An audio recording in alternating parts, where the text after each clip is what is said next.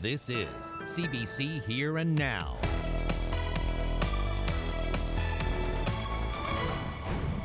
She waited 40 minutes for an ambulance. This is a not acceptable situation. Now she's dead and changes are coming.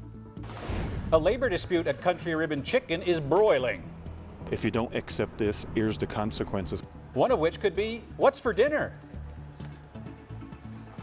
Gord got up to, I guess, some of his normal shenanigans. A West Coast artist remembers Gord Downey. Brought it back later with some lovely stuff written in it. All showers tracking through tonight, but we're clearing out as we roll into Thursday. The sunny and warming details are just ahead.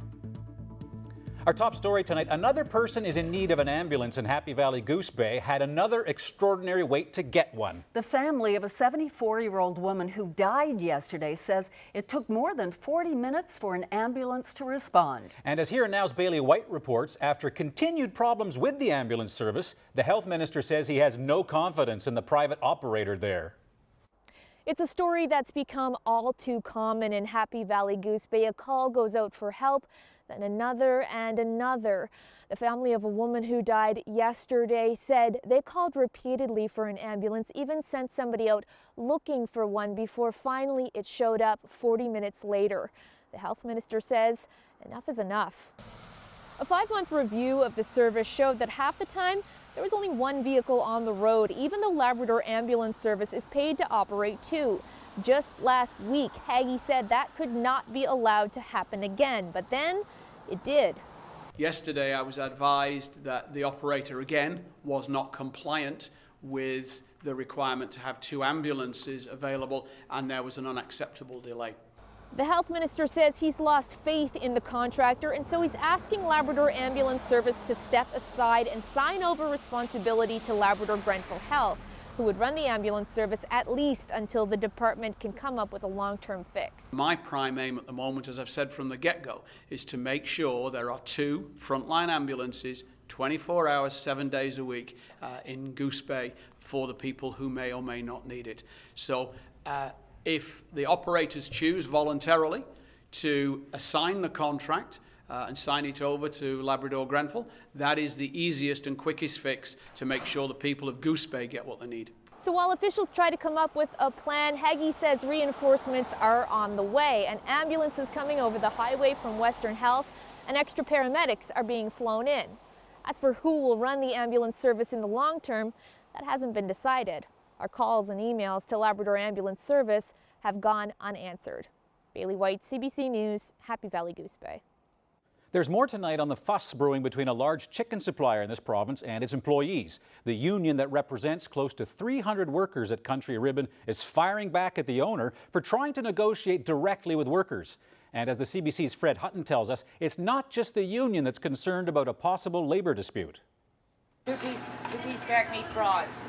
At Mary Brown's restaurants, they cook chicken, a lot of chicken.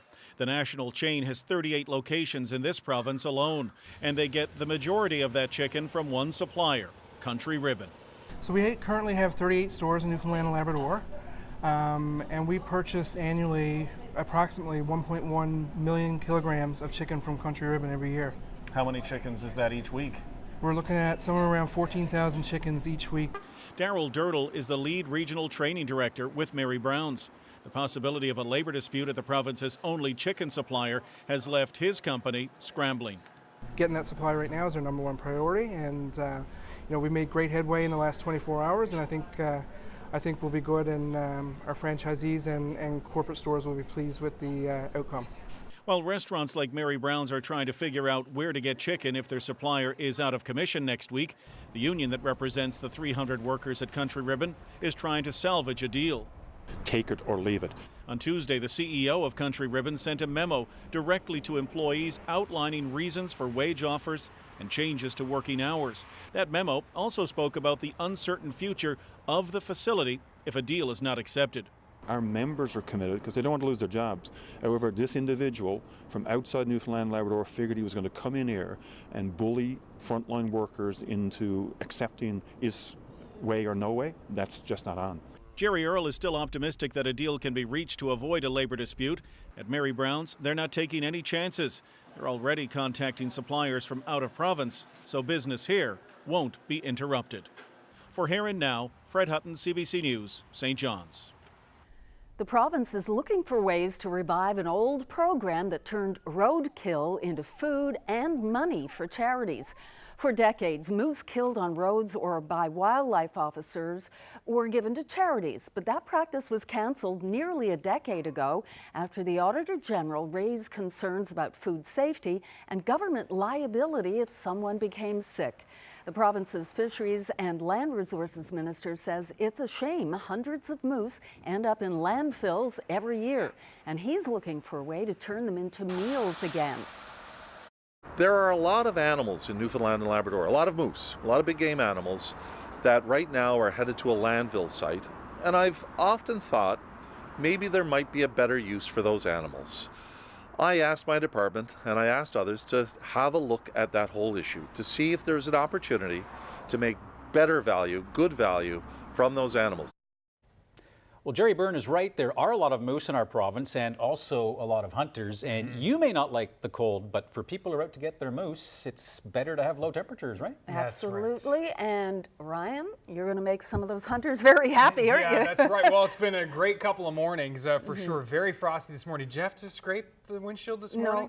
No. Many in Metro did have to scrape, and here's why. Look at some of these morning temperatures. In fact, it was the first time below zero at St. John's Airport since June. Yeah. Remember June? June 8th, in fact, was the last time we were below the freezing mark. We dipped to minus 0.3. Not everyone across Metro was below zero, though. Down near the harbor, St. John's Harbor just above, and Mount Pearl still yet to dip below the freezing mark as well in some of those higher elevations. And you can see in the east end, we were also below zero. We've recovered pretty well. We're at 6, 7, 8, even 9 degrees towards Stephenville right now as this next warm air is pushing in. We've had a bit of snow across southern Labrador this morning, and this system is moving eastward and spreading showers central Newfoundland. Now across the Avalon, we're starting to see some of those showers working in. There's the latest radar snap, so if you are heading out this evening, you're going to want to make sure you grab the rain jacket or the umbrella, as those showers will become a little more steadier towards the 11 p.m. hour, just in time for Benji for that last little run out in the backyard or perhaps around the block. So keep that in mind. By 7 a.m., we've pretty much cleared out, and we have a pretty nice Thursday shaping up. All those sunny details in terms of those temps, low double digits. We'll talk about that in more detail in just a few minutes. Living with a disability in Newfoundland and Labrador. Do we live in a segregated society? From getting groceries to finding love, everything's harder. Join us as we take a candid look at accessibility in this province. Well, there's reaction tonight to the story of a stage 4 cancer patient who says she can't afford to stop working. Diane Bishop has an aggressive form of breast cancer that's spread throughout her body.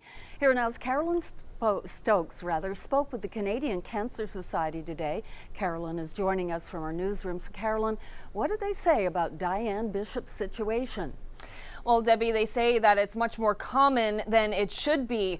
Matthew Piercy says there are many cancer patients in this province like Bishop who are middle income and who are not eligible for the kind of disability benefits that could help keep them afloat financially.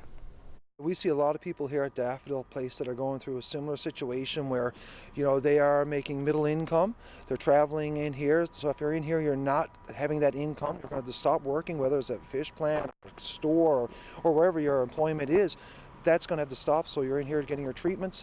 So we see it on a regular basis, and people saying, well, we've had to sell off property pieces, the things that we own, so that we can come in and get the treatment that we desperately need. That should never be the case. But that is the case with Bishop. She's a single mother of 2 sons in their 20s. One of them lives with her. Now, her cancer is progressing, and she doesn't know how much longer she can remain working as the franchisee at a needs store in Mount Pearl. But if she quits, she could lose her home. So basically, I'm expected to live off $1,127. I have a mortgage that I pay by myself. I am the sole breadwinner in this household. So if I take my $1,127 and pay my mortgage, then how do we buy groceries? How do we, pay normal household bills? We don't. So we asked Piercy what more needs to happen to help people like Bishop and how best to bring about that change. Once again, it's that eligibility criteria, so I think we need to look at that as well. Everybody, no matter what income you have the right for the care that they need in an affordable situation. Continue to be a voice, talking to government so that when her situation is being heard, that's when people are going to start making change. You need that champion, so she can be a champion, but I mean, she needs to concentrate on being well as well. So it's a very tough road. A tough road for sure, and it's not going to get any easier for Bishop. Next week, she has her 4th and final chemo treatment, and if that doesn't work, then she is out of local treatment options. So she is looking at the possibility of going to Toronto for a clinical trial, and she told me today that if that happens, at least her plane ticket will be paid for, because she says that a customer who heard about her story came into the store, handed her an envelope with $800 inside. So she says that she was very overwhelmed by that gift, and she shed a few tears. Anthony? I'll bet. Thank you, Carolyn. Carolyn Stokes live from our newsroom. Now, there are some startling statistics tonight about smoking and the toll that it's taking on this province. Smoking kills nearly 1,000 people in Newfoundland and Labrador every year, and the direct and indirect cost to our healthcare system is $188 million every year. Those numbers come from the Conference Board of Canada based on 5-year-old data. While smoking is on the decline here over a 10-year period, 1 in 5 people here continue to light up. There's an ongoing conflict between government and Nalcor over transparency at Muskrat Falls. It's all about how much taxpayers are allowed to know about what contractors there are being paid. The two sides disagree about where to draw the line. CBC News found an example where that line appears to have moved. Some pay information that was released in the past is now classified as secret. Nalcor says it's just following the law. Releasing the information for these people could negatively impact their negotiating position as they negotiate their rates in the marketplace. The previous request did not impact individuals in this way. Nalcor goes on to say it is currently working to provide information similar to what was provided in the past. Premier Dwight Ball disagrees with Nalcor's stance, but he's waiting for a report from the province's Information and Privacy Commissioner before deciding what to do. Today he spoke with our Rob Antle. In the past, this doesn't pass the smell test, and you said it again in the House of Assembly today. Wouldn't the easiest thing to do just be to change the law to ensure there's clarity so that smell test is passed now? And it could, but we know that changing legislation and law itself takes, that's a process in itself. So, obviously being probably a little impatient in all of this, I want to get this information out there as quickly as possible. I would prefer if there was a way to do it without changing the legislation. That would mean, bringing this to the House of Assembly and so on and going through its normal course of business there. I'm prepared to do that, but if there's a mechanism in place that could actually do that faster, do that swifter for the people of this province, that's what I'd be more prepared and be more hopeful that there was a process that would allow that to happen. This project involves public money, $12.7 billion worth of public money at the last estimate. How do taxpayers know they're getting the best bang for the buck here? Well, right now, I guess there's a lot of questions, and I think the best answers for those questions will occur when we get to the inquiry. I've made a commitment that inquiry will start this fall, and I think people are concerned. They're concerned about their future. They're concerned about electricity rates. This will impact every single family in our province. It was not a decision that I supported in the beginning right now. It's the inquiry is a necessary part as making sure the decisions that were made were the appropriate ones at the time, and I'm certainly looking forward to getting that inquiry started. For more on this story, including some of those pay rates, you can go to our website, cbc.ca/NL.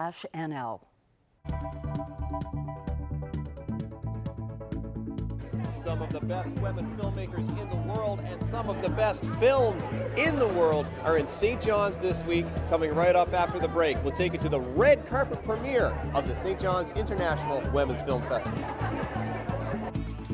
And still to come, a nation mourns. People in this province joined fellow Canadians in marking the death of the tragically hip Gord Downie.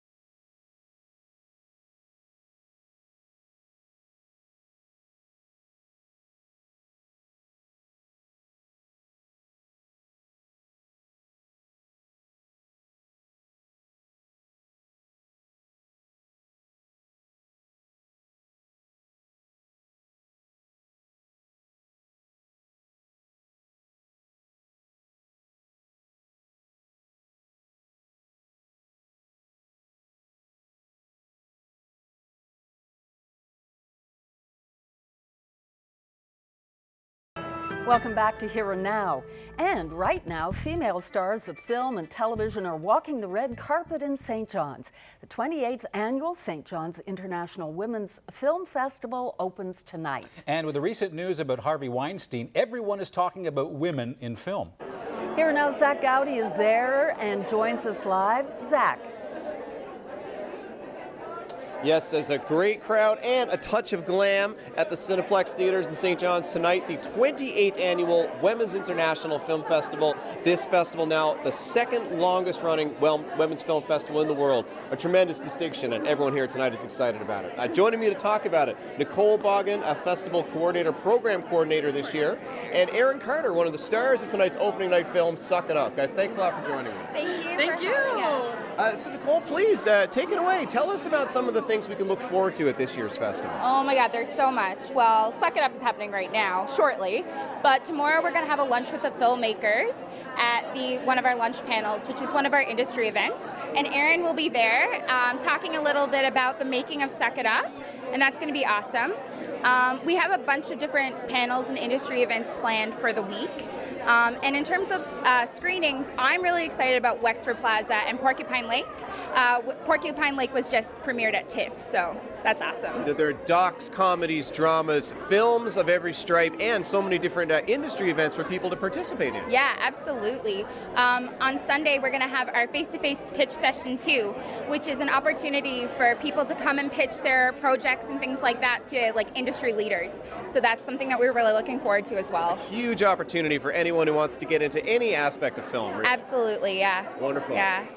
Aaron, a very exciting night for you and the co-stars and makers of Suck It Up. I know this is directed by Jordan Canning, a St. John's-based filmmaker. This is her second feature. Aaron, from the looks of the trailer, it looks like a buddy picture. What can you tell us about it? Yeah, it's a movie about two women in their 20s moving through grief, just trying to find their way through it. We're super excited. It's a film made by women. I'm going to go ahead and quote the slogan, made by women for everybody. Yeah. I repeat, it's a film for everyone. It's not just for women.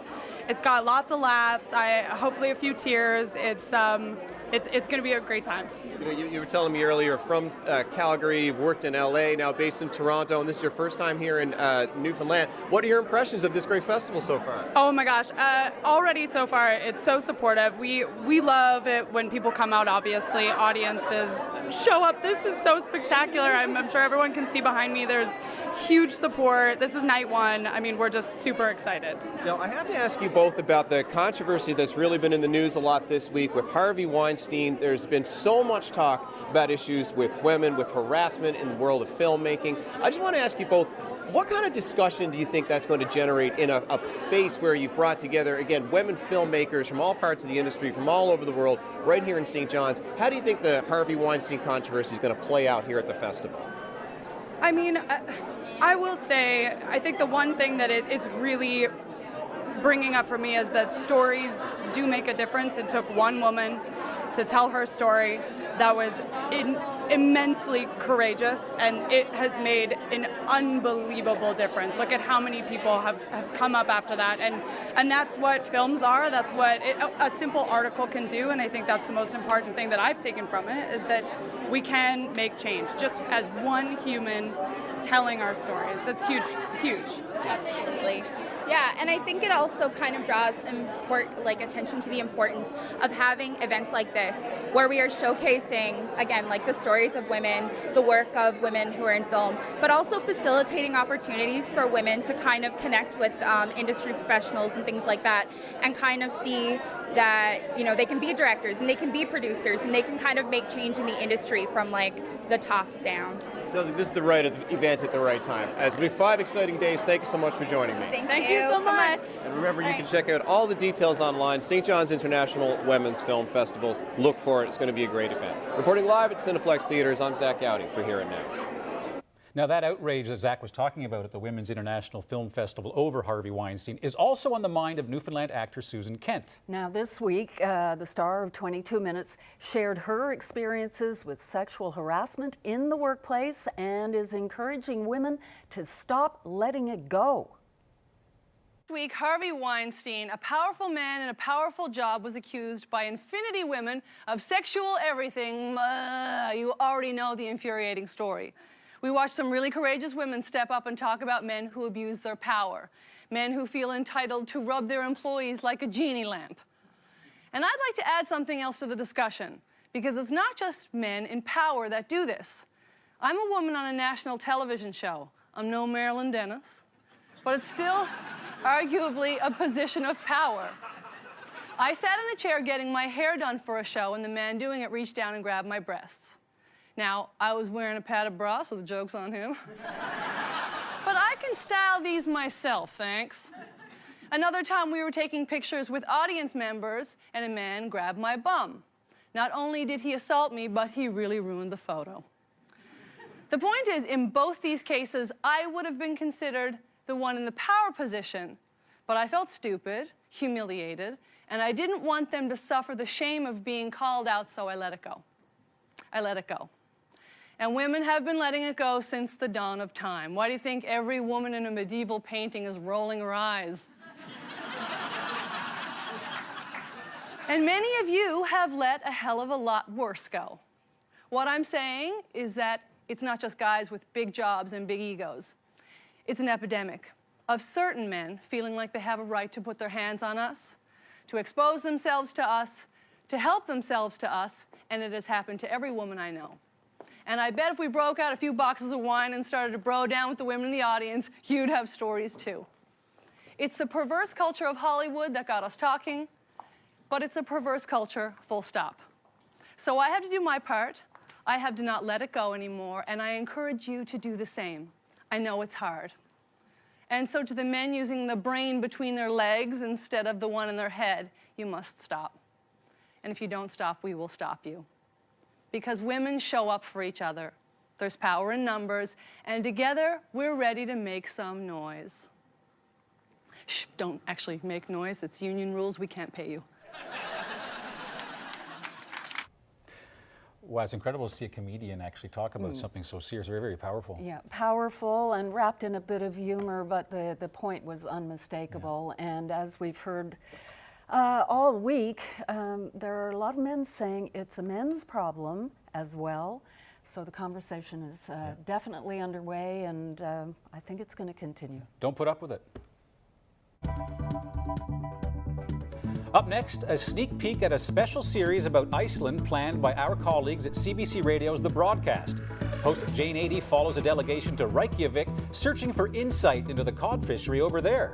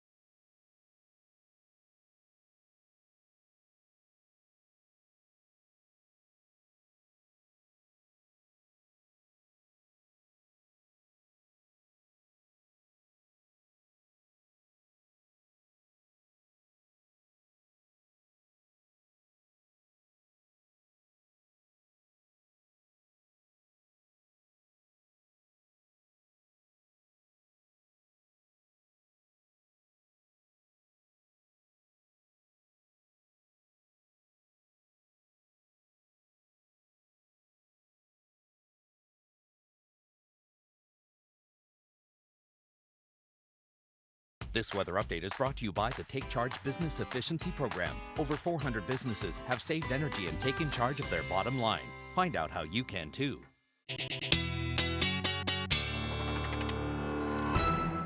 Welcome back to Here Now. We were talking earlier about people not necessarily liking the cold, with the exception of hunters who like to take their shots when it's cold. If you like snow, you might want to go to the big land. You know what? For the second time in 3 days, they woke up to a nice coating of snow in western Labrador. And I say nice coating, but a lot of people, yuck, you know, when I was mentioning it earlier this morning on Twitter. But Steve Byrne made a good point. He says, you know what? Not everybody hates the snow, especially here in western Labrador. He says, bring it on. And they have gorgeous winters. They no do, wind, lots of sun, lots of snow for outdoor play. And you can play. Yeah. Absolutely. And it keeps the flies down, right? Right. Now, that's a line from you folks in Labrador. That's why I can get away with that. Now, have a look at, again, this great picture from Steve Byrne and his daughter standing there in the snow, enjoying that. 5 centimeters, and you can do a lot with 5 centimeters of fresh snow in Labrador City. Now, I did post this on Facebook, and Steve's comment saying, we love snow, bring it on, and everybody else is saying, send it there, they can have it. Yeah, you folks in Labrador City do love it the most, and it's nice that you can you get it nice and earlier than everybody else. A fine-looking Thursday shaping up. That snow will melt across western parts of Labrador.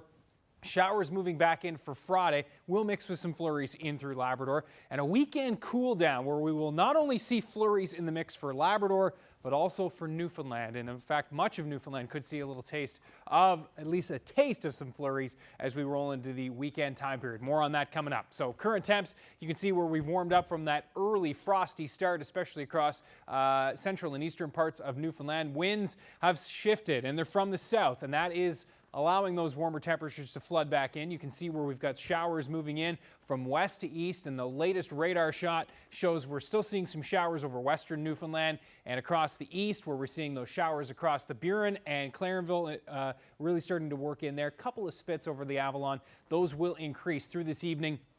And then we're clearing out. Thursday morning, it's a very nice start across the island.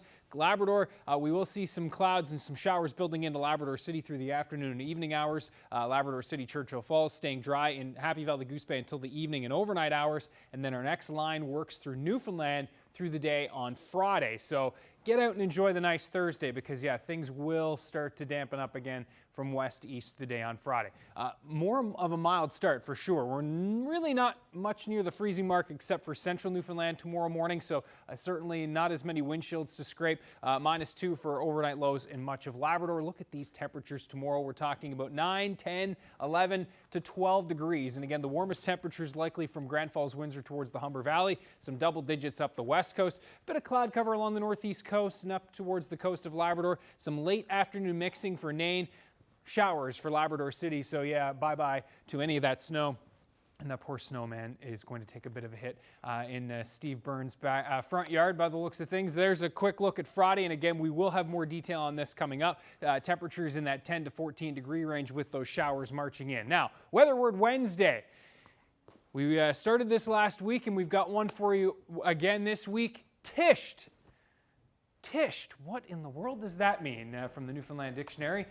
Take your best guess. Don't cheat. Don't go online and look, and we'll test. Come on, Tish. Ryan. Can't we Google it? No Googling. Actually, I'm not sure it would even come up on Google, just the Newfoundland Dictionary. Anyway, have a think on that, and we'll talk about it in a few minutes. Is it usually followed by the word off? Tished, usually followed by the word over. There's a little hint for you. Yes. The details to come. CBC in Newfoundland and Labrador has some really interesting stories for you from Iceland, and that's because my colleague Jane Adey recently was there. Hello. Hi, Anthony. Why'd you go to Iceland? Well, there was a big delegation going from here. Harvesters, processors, researchers, government officials, and so I thought it would be a good opportunity to go and talk to some of those people and find out why they're looking to Iceland for future solutions for the coming cod fishery. Okay. And what did you discover was different about the way they use fish in Iceland compared to how we use fish here in Newfoundland and Labrador? Well, yeah, utilization is a big thing in Iceland. They pride themselves on using 100% of the fish. So they use everything from the meat to the skin to the oil to the bones. Everything is used. So that's a big lesson that we can learn in this province, because as the cod fishery moves forward, we're going to have a lot smaller volume than they do in Iceland. So we're going to have to figure out ways of using every little bit of that resource. So I'll just give you a few examples of what I saw in Iceland at a place called the Ocean Innovation Center, where they have startup companies, marine businesses. And some of the companies are making products like cod medical bandages made out of cod skin. Band-Aids? Not necessarily band-aids. They actually turn into human skin, believe it or not, when inserted into cuts. So really interesting product there. Another one is cod collagen they're using from the fish skin. I spoke to a man who's developed a drink, a lemonade with what they call marine collagen, but it's actually from cod skin. Like a cod cocktail? Cod cocktail? Why cocktail. not? Yes, a cocktail. Love it. So really interesting companies like that in Iceland that I think we can learn a lot from. So that'll be part of the series called Eye on Iceland, and that's going to be rolling out starting tonight on my show, The Broadcast. And I'll also be writing features for online at cbc.ca/NL, so you can keep an eye on our series, Eye on Iceland, on radio and online. All right. Jane 80, you can check it out, of course, on our website as well, cbc.ca/NL. That's an interesting series that Jane has got. A lot of interesting points as well there tonight. They really are innovative. They're using everything. Everything. I'm wondering if she's going to talk a bit later about the fact that you can't compare us exactly because our province... Right, we have no control of the fishery the way Iceland does. Fishery is controlled from Ottawa. Iceland is their own country. But anyway, food for thought. She's got some great stories. Check it out. I'm gonna stop.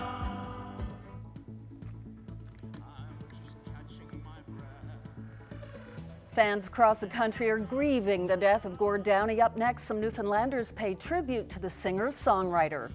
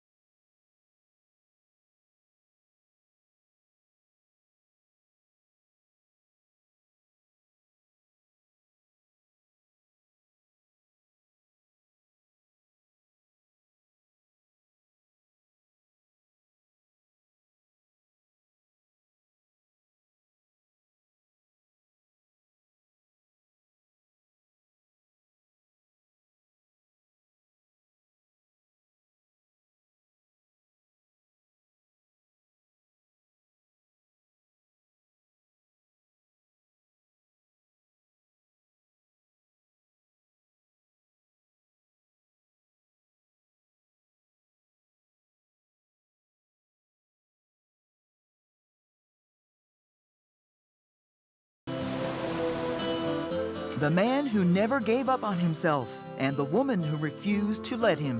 So it must have been good to eat it all. Her Miracle Man, Sunday at 12:30 and Monday at 7.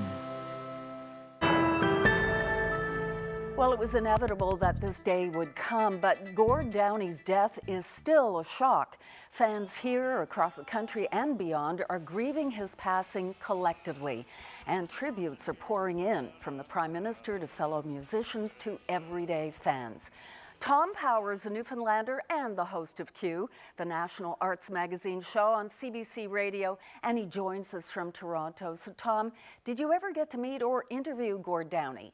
Yeah. I never got to interview him, but I booked I helped book, me and a fellow named Judd Haynes and Aaron Barnhart and Alan Byrne. We booked the Newfoundland and Labrador Folk Festival a few years ago. I don't know if you remember, Debbie, when it was in Bowring Park and it rained the whole weekend. Yes. And we booked Gord Downey for one of the non-rainy nights. Well, that brightened up the event for sure. It sure did. And he came backstage. I tell you this, he was talking to people who had worked the Memorial Stadium shows 20 years before that. He knew lighting rig guys, sound operating guys. He knew them by name, did not need to be reminded of anybody. You could tell he had a real affection and saw everybody as the same. We hung out backstage, me and Gord and Tim from Hey Rosetta, my partner Megan, who you might know from the band Repartee, and like a bunch of Newfoundland musicians kind of sat around. Amy Joy works for CBC. We all sat around and had a chat with him, and he couldn't be warmer. And then there was a big crowd of people in Bowring Park outside, kind of waiting in the fog to meet him, with hockey helmets and hockey sticks and guitars, all wanted to be signed. And I said, Gord, there's people out there that want to meet you. What do you think? And he goes, well, what do you think, Tom? I think we should go out and say hello. And I said, sure. And he put his arm around me, and we walked out and said hello. It was a really beautiful man. He loved Newfoundland. He loved the west coast of Newfoundland. He loved Gross Morin so very much. He spent a lot of time in Woody Point, kind of taking over the Gallagher studios out there for days at a time, wearing Gross Morin hats in music videos. He loved Newfoundland, and Newfoundland loved him back. He was really genuinely down to earth, wasn't he? Yeah, I mean, exactly. And I think he kind of felt like he was singing for us. He felt like he was one of us.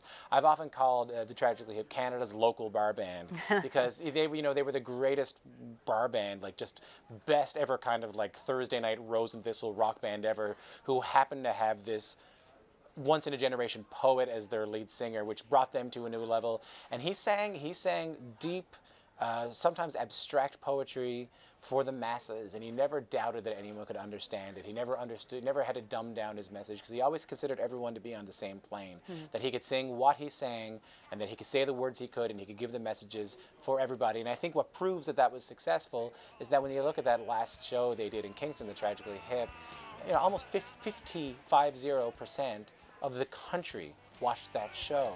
And if that doesn't tell you how sometimes you can speak to everyone, if you treat the audience with respect, I don't know what does. And just as a final comment, Tom, his legacy, it crosses a number of areas, doesn't it? Musically and societally, especially his interest in Indigenous matters.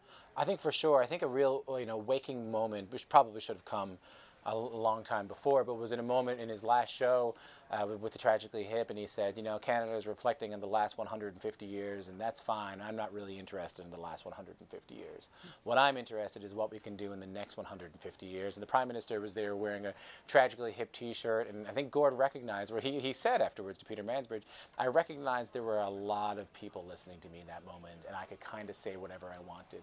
So he kind of called the Prime Minister to action, to understand that we think we live in this beautiful, peaceful, serene country, but there are people who can't drink water. There are people starving. There are people living in squalor, especially within the Indigenous communities. And he had a call to action for the Prime Minister to do something about that. And I think when you heard Prime Minister Trudeau speak this morning, you heard him feel that impact. You heard him feel that pressure, that we were going to keep him to account even after Gord Downey was gone.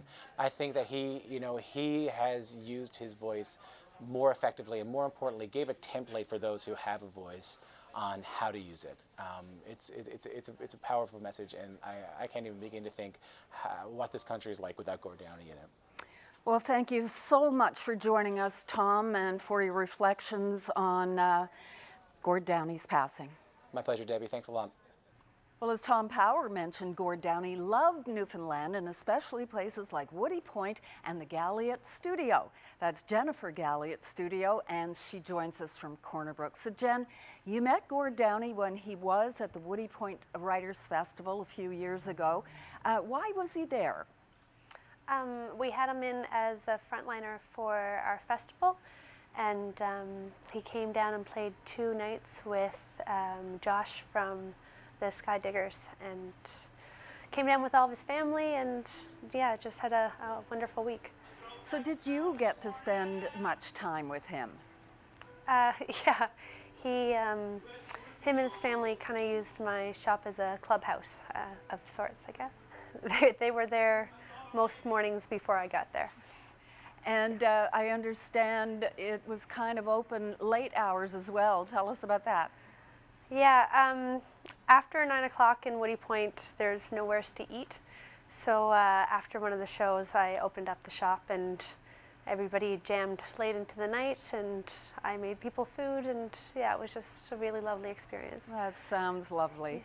What else did Gord do while he was in Woody Point? You said he was there with his family. Yeah, so they just hung out, enjoyed the area. Like I said, they kind of came down and hung out, and it was just wonderful. Gord got up to, I guess, some of his normal shenanigans. Like what? There was a girl that was writing in her journal, and he asked her if it was her diary or her journal, and she said yes, and so he took it and ran away and brought it back later with some lovely stuff written in it. Oh, how Yeah. sweet. I guess that journal will be prized for sure. Now, Jen, you are an artist, and I understand Gord Downey influenced a piece of art that you made, and you showed it to him. Tell us about that. Yeah, it was pretty emotional. The song Dire Wolf, when it first kind of really, I don't know, jumped out at me, I was away from home, and I kind of listened to it on repeat for about a week while I was working on a piece of art, and I luckily got to show Gord when he was down that piece of art, which was really amazing to show somebody that's inspired you something that you've created through their art. So it's been. How did he react when you showed it to him? It was a really cool moment. He really appreciated me showing it to him, and vice versa. Like, you know, I was kind of terrified showing somebody my art after, but yeah, it was a really cool moment. And Jen, what is your lasting impression of the man? Just amazing. I'm sure everybody has moments connected to his music and to him and everything. And you know, when you meet somebody that you listen to their art and you just have so many links and stuff, sometimes you're worried that it might, I don't know, leave ruin the magic, maybe? Absolutely. Yeah. Yeah, but it didn't. It just kind of made everything more magical. It was really lovely. Jen Galliot, thank you very much for joining us this evening. You're welcome. Thank you. Well, moving along to something that's pretty happy for the RNC. This is Harvey, the newest addition to the horse unit in St. John's. Chief Joe Boland accepted the reins of this big guy today. Harvey was born and raised in New Brunswick. He is a 6-year-old black male Percheron cross. That means half Percheron, half quarter horse, known as a draft horse. I didn't know that before. He is 5.5 feet tall, 1,600 pounds. He'll fit right in with fellow horses Dobbin and Dr. Rich, making his presence known around the city streets. Beautiful animals. Gorgeous. Absolutely beautiful. Big.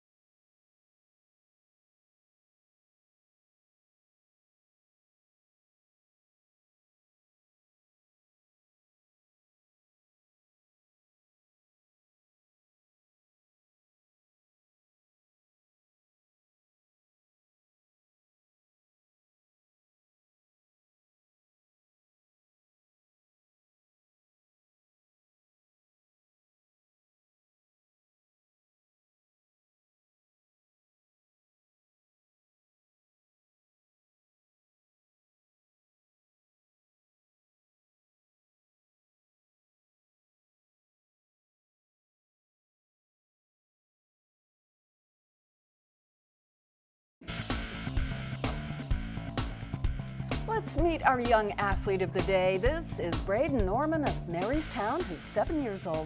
Loves playing softball, soccer, ball, hockey during the summer. And Braden is also entering his 4th year of ice hockey with the Marystown Mariners rather. He loves scoring goals. Who wouldn't? Yeah, absolutely. Great job keeping active, Braden. You're today's young athlete of the day. All right. You love to score goals too. Yeah, absolutely. Yeah, I don't score as many now in my old age, but anyway, now before the break, 2 breaks ago, I guess, we tested your knowledge with the word tished. Yeah. Any guesses? I think Debbie actually may have figured it out. Well, I'm not sure, but when you gave the hint of tished over, I was wondering if it's like frosted, caught over on a river or a lake or something. Absolutely. Is it? It is. It is. Done. So it's a nice little, thin layer of barely frozen body of water, a thin layer of ice. And again, the quote from the Newfoundland dictionary, I once heard him look at a slightly iced over pond and say it was just tissed over, pronounced tished. But a couple of tweets from Philip Earl from Labrador saying they used to say sished over, and also Sheldon Buckle saying they also pronounced it the same way, sished over. Sished over, but that was in the dictionary spelled tished over. And Doug Leto, our former senior producer and host of this show, he's the one that sent me the word, and actually he said they also pronounced it sished over, but it's tished. So there you go. Either or. Nice to have a Labrador word, though. That seems that's where it's a little more prevalent. So there's your word. And as we look at the forecast, well, a little bit of everything on the menu, including some frosty mornings and some where we would see certainly some tished over lakes and streams as we look at this big cold pool of air coming in behind this system. That's what's on the way for us as we roll towards the weekend time period. So we're keeping an eye on that. A warm-up before that, though, and this first low that's moving through with some showers tonight, it's going to be clearing out quite nicely. By the time we get to Thursday morning, it's sunshine to start most of the day across the island. Bit of clouds into parts of Labrador, but some sun on the menu, too. Newfoundland stays sunny for most of the day, just Labrador west that will have to deal with some showers rolling in for tomorrow afternoon. Highs near 8 degrees there. We're into the low double digits across the rest of the island. Winds gusting from the southwest in the 40 to 50 kilometer per hour range. Now, as we roll into the Friday time period, note the rain rolling onto the west coast for Friday morning. Central Newfoundland into the afternoon. St. John's and the Avalon. We're looking at some Friday late afternoon into early evening shower chances with a mix of some showers and flurries across most of the higher elevations of Labrador and then back across to the west.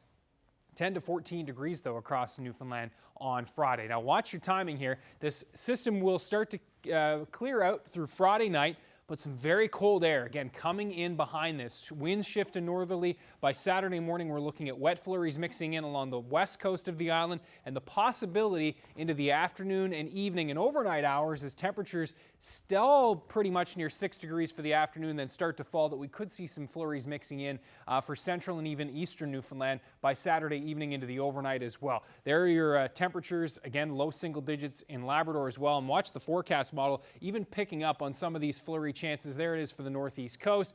Down into the Metro and Avalon region, I think the better potential for us is closer into the Sunday morning time period with those wet flurries potentially on the menu. A couple of days before we get there, but you can see where certainly the dynamics are there. As we roll into the Sunday time period, area of high pressure comes in, we're clearing out, and then as the roller coaster ride of temperatures continues, a big mild push coming in for Tuesday into Wednesday of next week. So you're not going to believe this 7-day trend. It really does go from one extreme to the other. Highs of 14, then 4, and then back into the mid-teens by mid-next week, maybe even high teens for central Newfoundland by Wednesday of next week. So a lot of variability there. We'll keep you posted over the next couple days. And your Labrador 7-day really bottoming out.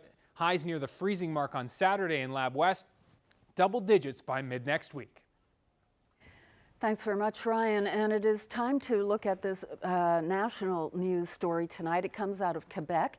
The Quebec government has voted to make it mandatory for residents to uncover their faces while giving or receiving state services. Résultat du vote. Pour 66, contre 51, abstention aucune. Quebec's Liberal majority voted in favor of the bill. All other parties voted against the controversial measure. It bans doctors, teachers, daycare workers, transit drivers, other public servants, and the general public from wearing masks, scarves, niqabs, or burqas while giving or receiving service. The government says the law is about security. Critics say it has the effect of discriminating against Muslim women.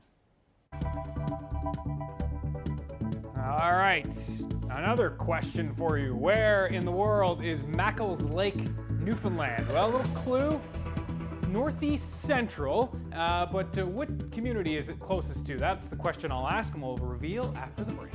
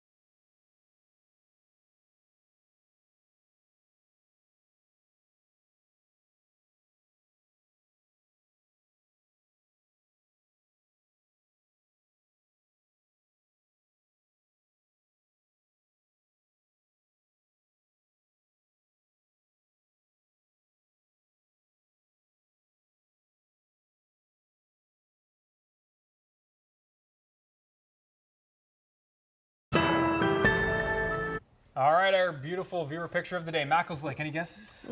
I don't know, but I'd like to go on a picnic there. Yeah, me too. Definitely. Gorgeous. I said northeast central, more towards the northeast, and it is the actually just to the north of Terra Nova. So Glovertown, Terra Nova, kind of halfway in between. Either answer would be correct, and there's another great shot, another great look at the picture from Penny Turner. Thanks so much, Penny. Look at those beautiful birch. Just nice spot for a kayak ride too. Nice. Yeah. Well, that's just about it for us, but given the circumstances of today and Gord Downey's passing, we thought we'd leave you with something about his music. A lot of people sad here, of course, all over the country.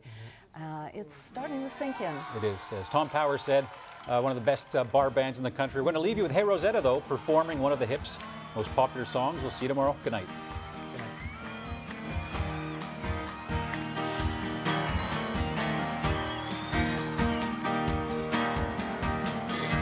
First thing we climb a tree, and maybe then we talk, or sit silently and listen to our thought. Illusions of someday cast in a golden light. No dress rehearsal, this is our life.